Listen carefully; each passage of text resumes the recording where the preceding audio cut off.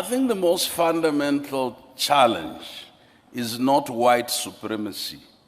It's black inferiority and the abiding appetite amongst the black elite to function on the basis of white embrace. Number one. If we ourselves, even our thieves, are not patriotic, when they steal from Africa, they invest in Europe. They don't believe. The minister said, fix our own governance system. The people in charge of governance systems steal and invest elsewhere as an indictment or an affirmation of their own incompetence and incapacity. But the second bit is that I think both His Excellency Musa Faki, Professor Lumumba, and the minister indicated, when you grow a disconnect between the people who give you legitimacy, who are the ultimate resource for the transformation of any nation, when you grow a disconnect between your culture, Amilcar Cabral said, every revolution is first a cultural revolution. A people must believe in themselves. That way they're able to produce both citizens and leaders who are not only patriotic and competent, but that are future-focused and that are regenerative. Unfortunately for us, we have constantly killed three forms of assets. First asset, we kill our babies and our young people by never exposing them. And Rwanda is an exception to this, to what it means to govern and what it means to negotiate, what it means to compete. Number two, in all our countries, anybody, the age group of the people sitting at this table, when you are out of government, you are finished. The state has absolutely no use of the experience, the expertise, and the resources. We are constantly going elsewhere to look for experts that we either have in the diaspora or we have in our countries. The inability to build, retain, use our own local expertise and experience. The third is that we have created everything to be so leader-centric that most of our citizens either wait for God or wait for the leader or wait for foreigners. And the day must come in Africa where Pan-Africanism is Pan-Africanism of the people. No matter how brilliant institutions are, continental or regional, as long as they are not nourished by the ideas of African intellectuals, African artists and activists. But there is hope. Many of you may not see it as hope. The dominance of Afrobeat and Afropop in the world today, sending a message, if that can be used as a vehicle of cultural regeneration, if what the young people have been able to do with tech can be used as a way of reimagining, then what we're talking about as a phenomenon will end. The third is that we can't keep sending all our people. I know that is maybe brain gain for some people. We can't keep sending all our young people to Europe, to America, and elsewhere without creating pathways back. Why? Frantz Fanon said they realized that the empire or the center came and took the best from amongst us and took them to their best institutions, and they emptied them of their own culture and their own sense of being, and they filled them with ideas of how to be good Europeans and Americans. And when they returned, their kith and kin realized that their children had not come back. What had come back were echoes of the empire. You and I, having had the opportunities to serve outside our continent, when we return, we're not trying to establish little Europe's, little France, little America. There must be an authentic way. That's why Rwanda's revolution is not only leadership.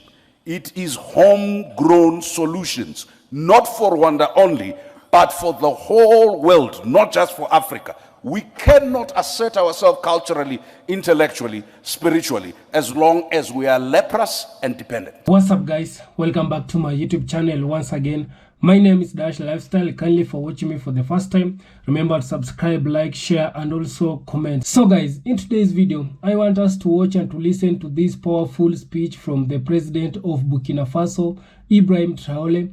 Ibrahim Traore, he has sent a message to all puppet African and Caribbean leaders, and also he has a message to the Black Americans, and also he has warned the Western country, United States, UK, the British against invading African and some black countries in the Caribbean. So kindly guys, watch this video till the end, then I'll be back with more comments. I would like to wish you a happy new year. May God grant you a healthy life. May God make all your businesses successful. May you be prosperous. May there be union and love in your respective families and among yourselves. May God protect you throughout this year 2025 and help you realize your dreams. I would also like to pay tribute to our valiant fighting forces who fight with their bodies and souls, as you can see, so that our Burkina Faso remains standing. It is a noble job. The men are integral. Every time they go into battle, they know that some will stay, but duty calls them. This is the job of the army. We are often nostalgic, but those who have the chance today to defend Burkina Faso, we must encourage and applaud them. When they leave, we will not cry for them, but we will pity them on our fate. If we cry for them, we must avenge them. Pay tribute to them as much as you can, because it does not allow anyone to get out of their homes and face danger, knowing that they may not return in the evening. But this is what they do every day. They swore to defend our dear homeland until the ultimate sacrifice, and the fighting forces keep their bet. Today, more than ever, our armed forces go wherever they want. At the moment I am speaking to you, there are several operations through several groups, and we are inflicting colossal losses on the enemy and gradually pushing them out of Burkina Faso. We will win this battle, this war, and we will overcome imperialism, which has activated terrorism in our region, to bring us back to these colonial times, to keep us under their control, to exploit us until the end of time. Africa is waking up, and no one will be able to close the eyes of Africans on our realities. No one will be able to come and divide us, to impose what they want on us. We have done everything to be here today, to speak to you, but also to come and wish President John Mahama a good change.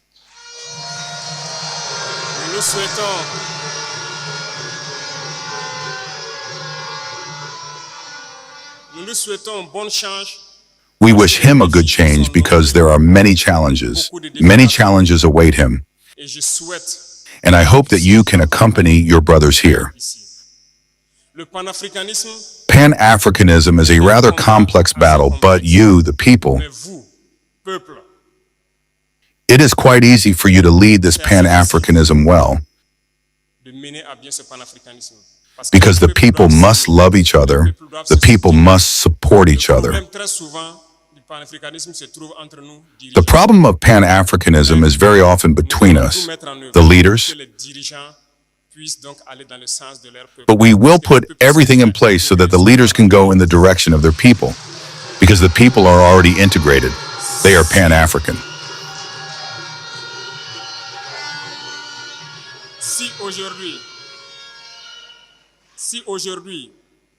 If today Ghana decided to bring President John Mahama to the head of the country, it is a strong message.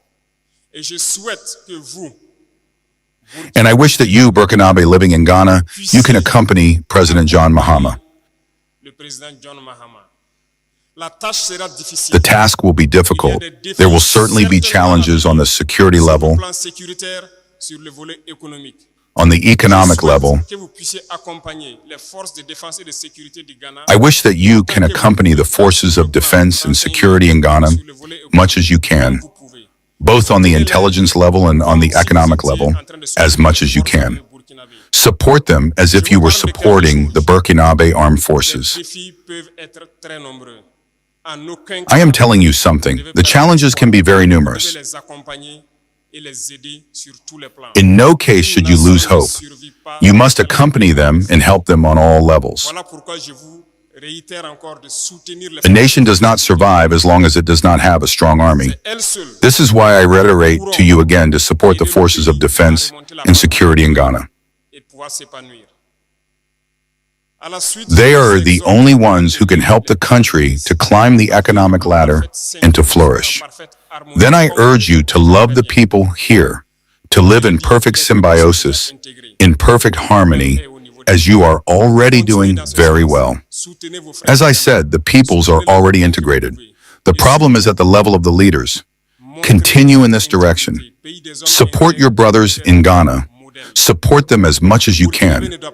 And above all, show this integrity. A country of integral men, you must be models. The Burkinabe must not create a problem. The Burkinabe must be a solution. You have always known how to behave well through all your leaders present here. And I wish that this dynamic continues and that you can accompany the new president in his enormous task to revive the country's economy and, above all, to defend this country. We will work together to strengthen cooperation between Burkina and Ghana, and also between the AES and Ghana, because we have many challenges together and we have always been able to overcome them. The arrival of the new president must be a moment for us to warm up these relations and bring them to the highest level. In the coming days, we will be able to see what can be done for the benefit of the Burkinabe, both internally and here. The concerns raised by the representative are current concerns. And I think that the Foreign Affairs Ministry is working to be able to reorganize the diaspora so that we can solve these problems as easily as possible. This is why the councils have been established. And the administrative documents and other documents that you need to express your nationality are being modernized, if you follow the news. We used to have documents, but it wasn't secure enough. Today, we are in a dynamic of securing all identity documents in the country, but also in space, in the US, and harmonizing them. That's why it takes a little time. But in January, normally, a meeting must take place with experts to clarify this issue of identity documents. And we hope that by then, you will be able to have your nationality as it should be, Burkina Faso. Burkina Faso is committed to a path that you know, a difficult path, perhaps, full of obstacles. But be sure you should never lose hope. You should never be afraid. You should never doubt, just for a moment. From where you are, we hear your support, we feel it. And everyone on the ground, and the population in the country, feels the support of the diaspora. And we are happy to be able to continue in this direction, to motivate your brothers inside, and that we can together restore Burkina Faso. We have a dream, and this dream will be a reality in a very near future. Terrorism will end. We will develop our country, we will develop our industries, and make it easier for you investors to come and invest in the country in secure conditions and in economic facilities that you want. We have not forgotten this during the last phase of the Forum of the Diaspora. We are therefore trying to see everything that can be gathered to allow you to come and invest easily for the benefit of your brothers. Because we are an importer country, and we keep saying it. Today, the dynamic is to be able to transform our society. You have the chance to be in Ghana. Ghana is an ingenious country, and I think that a lot of technology can be transferred from here to the country. So we are waiting for you. As for us there, we are developing to bring young people back to production, especially agricultural production, and to transformation. Because we cannot imagine that in this 21st century, we will continue to import almost all of our food from abroad. While we have a huge potential, we have land. This year, we experienced the portion that was secured. We are satisfied with the results. This means that next year, if God pleases, we will continue to provide our support to the peasant world, but especially to young agricultural entrepreneurs who want to get into production and encourage these industries of transformation. Burkina Faso will shine. Burkina Faso will be great. Our dream will come true, if God pleases. And I encourage you to stay united. United among yourselves and united with those who have welcomed you here. Be united with your African brothers. We are reactivating the Institute of Black Peoples because Africa has the same history. We are treated in the same way by imperialists.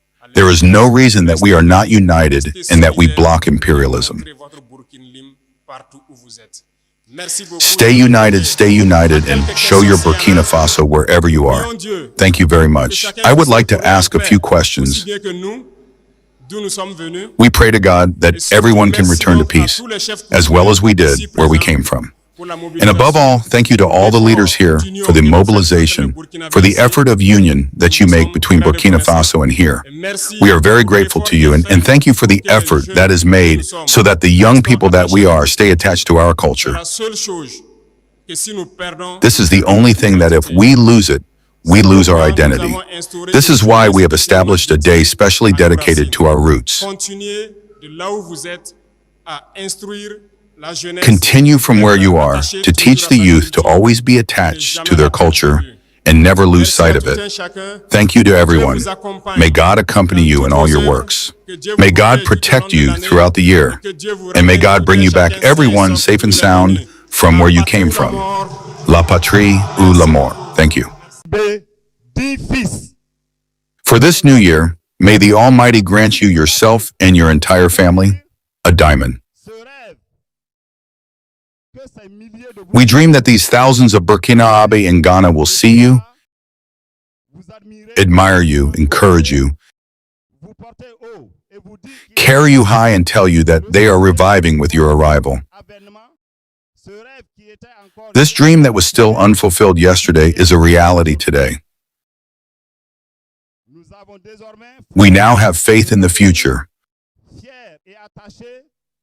proud and attached more than ever to our mother country, Burkina Faso. This is why, Your Excellency, I can tell you that the Burkinabe diaspora in Ghana is constituted of a conditional GDP on which you and the whole nation can count. Note that we, the Burkinabe diaspora living in Ghana, we are beyond the GDP concept. For us, it is a duty to defend the country. So we are GDP, Your Excellency, Mr. President. The community that speaks to you today is a miniature Burkina, because it is constituted of the quasi-totality of socio-cultural, linguistic, regional, and professional diversity that we can find in Burkina. Some of our members arrived in Ghana a few years ago, or a few decades ago, while others may constitute the 7th or the 10th generation of their ancestors who came to this free land of Africa even before the beginning of the inhuman, barbaric, and criminal colonization imposed on our continent by the wild imperialism that came from far away. Nowadays, the Burkinabe diaspora in Ghana is estimated at about 4 million people, of which more than 3/4 are now integrated and have a second country, Ghana. This situation reveals to what extent an excellent cooperation and a fraternal relationship between Burkina and Ghana was imposed as an imperative. By deciding against winds and tides to invite you to his investiture, and by honoring this invitation against cyclones and mountains, His Excellency President John Dramani Mahama and Your Excellency had launched a decisive tour for both countries, for the IAS and Ghana, and even for all of West Africa. Thank you for always being in touch with your peoples and their stories. Your Excellency President, we would have liked to talk to you all this evening, but we will take advantage of this African wisdom that says, and I quote, "The mouth that speaks must have pity for the ear that listens." However, before concluding my speech, allow me, Your Excellency President, to convey two important messages that the community has entrusted to me. These are two. First, the concern about obtaining documents of identity and nationality of our compatriots in Ghana. The members of the community will be infinitely grateful for the special measures that you will be pleased to take to allow them to regain their Burkinabe nationality and to express the fullness of their Burkinabili. Second, the facilitation of our economic return to the Faso through facilities for the transfer and creation of our companies in the country. It is with a deep feeling of honor and immense joy that I take the floor on this memorable day on behalf of the Burkinabe community living in Ghana to wish Your Excellency President of Faso, Your Excellency Captain Ibrahim Traore, President of Faso, a warm welcome to Accra, Ghana, and in this room. Your Excellency's presence here confirms the interest that you have for the Burkinabe diaspora in particular, and in general that of Ghana. Also, at this beginning of the year, I would like to take the opportunity to present to you, on behalf of the entire diaspora of Ghana, our most sincere wishes of peace, health, prosperity, and success in your noble and exalting missions. May the Almighty accompany you in the realization of your ambitions for our dear nation. Your Excellency President of Faso, your fight for peace, national sovereignty, and African dignity is deeply admired and respected, not only in Burkina Faso, but also here in Accra, Ghana. Your determination and leadership show a resounding echo both within the Burkinabe community and within the Ghanaian community. This mobilization today shows the immense support of our diaspora, with more than 4 million Burkinabe members who are proud of your actions for our dear nation. This is why, Your Excellency, we salute with just value the construction project of the Black People's Institute, where the Burkinabe diaspora, especially that of Ghana, will be able to resource itself. On their behalf, I would like to express to you our firm support and our commitment to contribute to the struggle you lead every day for the good of the Burkinabe people. We are aware of the challenges, but also of the victories, the lives saved, the hope given to the youth, the dignity restored. For this, we express our deep gratitude to you. We also pay tribute to the Defense and Security Forces and the VDP, the Volunteers for the Defense of the Fatherland, who are fighting to the ultimate sacrifice for the inexorable reconquest of the integrity of our territory. Your Excellency, your presence here at the Institute of His Excellency, Mr. John Dramani Mahama, reaffirms the historical brotherhood between our two peoples and reinforces the confidence, the image, and the pride of our Burkinabe community in Ghana. We know that you carry a message of hope. This diaspora, wherever it may be, tomorrow we will be united and committed to the development of our nation. Allow me to conclude my speech by wishing that your stay here in Ghana will be crowned with success and blessings. May God, the Almighty and the Merciful, be in control of everything. Together, with faith and determination, we will overcome all obstacles. In the name of the Father, the Son, and the Holy Spirit.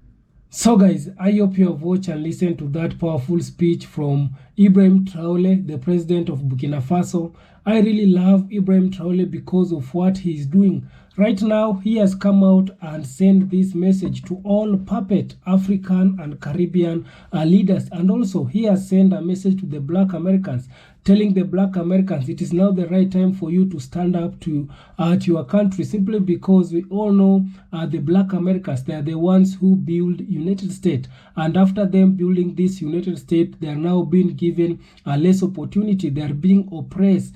They are still not be given more chance in United States. And these people, they have been taking the white people, they have been taking the Black Americans as the people who they usually generate more income from them, because anything small that a Black American he or she has done, he must pay. But if it's the white people, he has done anything small, any small mistake, he might be freed without paying anything. So the system there in United States, it is favoring the white people only. It is not favoring the Black people. And that's why Ibrahim Traore, he has sent a message to the Black Americans to stand up for your rights. You know what? You know you are right, so it is time for you to wake up. And also, he has come out and called those African and Caribbean leaders to stop being puppet. They need to work according to the will of the people. Ibrahim Traore, he has shown us the way that we as African and some Black countries in the Caribbean, we can still do it without depending to this to the Western country, to this colonizers country. Ibrahim Traore, he has managed to remove all colonizers, all Western people in his country, the people who are taking advantage of his country. He has removed them, he has kicked them out, and he has shown us the way. And this is a message to all African and Caribbean leaders. It is now the right time for you to wake up, to not follow what the Western people they're telling you. It is now the right time for you to develop your country, to stop being a sellout leader to the Black country. And that's why Ibrahim Traore is now influencing our African and Caribbean leaders to follow his footsteps. And also, he is uniting all Black people. He is welcoming all Black people, the Black people in the Caribbean, the Black Americans, all our diaspora Black people, wherever they are. You are welcome in Africa. And this is the reasons to why Ibrahim Traore wants to unite all African, all Black people. It is because we need to come together, because there is a power if we will unite. There is a power in unity, and that's why Ibrahim Traore, he wants to unite all Black people, calling them to come back home so that we can unite and will be more powerful. And these other races, they will start respecting us Black people. So we have seen Ibrahim Traore, he has been trending since he went to inauguration of the president of Ghana. You have seen all those videos which it is trending on YouTube of Ibrahim Traore, how he was received with the people in Ghana. This is to show you that Ibrahim Traore is not being loved in his country only. He's being loved with like all African country. Right now they are admiring and they love Ibrahim Traore, because Ibrahim Traore has become a symbol. He has become like a role model to some of the African leaders, and he is influencing some of the African leaders to follow his footsteps. And because of that, the Western people, they are not happy to see how Ibrahim Traore is always influencing some of the African country.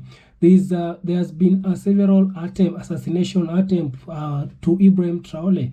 The Western people, they have been trying to assassinate Ibrahim Traore, but none of them it has been successful.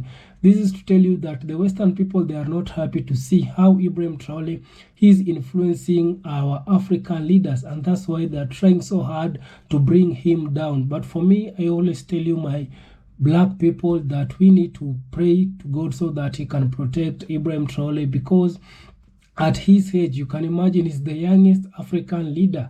At the age of 34 years, he is a leader, and he's showing us what are the qualities of a good leaders. Because here in Africa, we have been having some of our African leaders who have stayed in power for more than 40 years, for more than 50, 70, or even others that are still 80 and they're still in power. So this is to tell you that all these African leaders who have stayed in power, they have not achieved what Ibrahim Traore has achieved in his short term. You can imagine, this guy has achieved a lot in his short term, and that's why some of the other African leaders, they are not happy. For those African leaders who they are still puppet, they are not happy to Ibrahim Traore, because he is coming out and showing us as black people how the leaders they need to work, how the leaders they need to do in their country. And that's why, although we have the Western people, they are not happy. Even some of the African leaders, they are not happy, because what they usually do is to take our resources, they are selling out our resources, they are benefiting, they are developing their own country. And that's why they are not happy to see Ibrahim Traore is coming to cut and to open the eyes of the African people to know what they really want with their government. So kindly guys, I don't want to talk too much. Kindly subscribe if you haven't. Like this video, share, and also comment. See you on my next one. Bye bye.